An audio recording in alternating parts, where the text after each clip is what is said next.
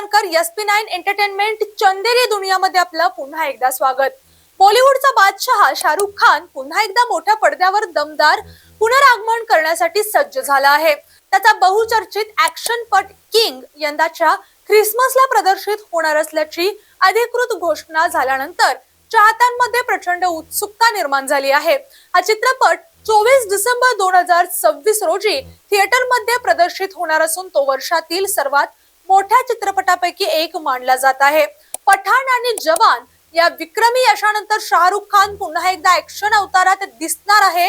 या चित्रपटाचे दिग्दर्शक सिद्धार्थ आनंद यांनी केले असून चित्रपटात शाहरुख सोबत सुहाना खान, अभिषेक बच्चन, दीपिका पदुकोण, अनिल कुमार, राणी मुखर्जी आणि जयदीप अहलावत यांसारखी दमदार स्टारकास्ट झळकणार आहे। त्यामुळे या चित्रपटाची चर्चा दिवसेंदिवस वाढत चाललेली आहे।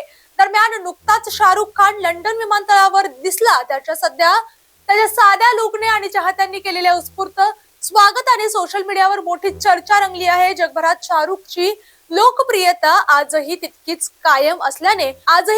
कायम असल्याचे पुन्हा एकदा दिसून आले आहे। या आणि अशाच एंटरटेनमेंट स्टोरीज साठी पाहत रहा SP9 एंटरटेनमेंट चंदेरी दुनिया। धन्यवाद।